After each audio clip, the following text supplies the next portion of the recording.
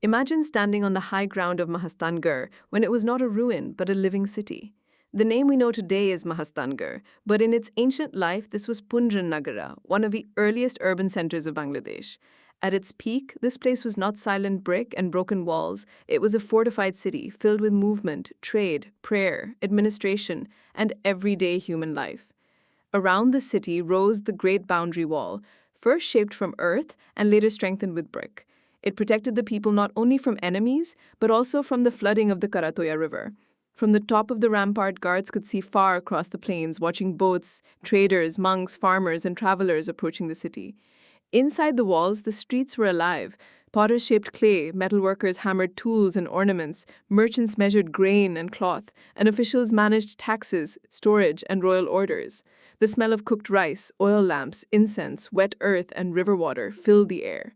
Families lived in houses built close to lanes and courtyards, while temples, monasteries, wells, and public spaces gave the city its rhythm. Now look beyond the main citadel, at Gokulmed. Imagine the terrace structure rising clean and powerful, its many hidden cells supporting a sacred shrine above.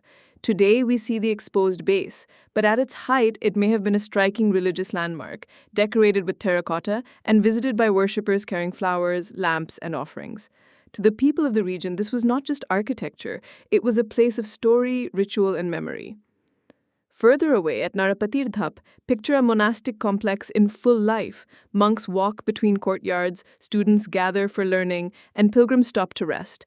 The remains suggest monasteries and a temple, but in its prime, this area would have felt like a center of knowledge and devotion, connected to the wider sacred landscape around Mahasthangarh. The boundary wall, Gokulmed, Narapatirdhap, and the surrounding mounds were not separate ruins then. They were parts of one connected world, a city, its suburbs, its religious centers, and its river routes. Mahasthangarh was a place where power met faith, where farmers and kings, monks and merchants, builders and storytellers all shaped daily life. Today, the bricks are weathered and the walls are broken, but if we imagine carefully, Mahasthangarh rises again. Crowded gates, shining shrines, busy markets, chanting monasteries, and a fortified city standing proudly above the Karatoya plain.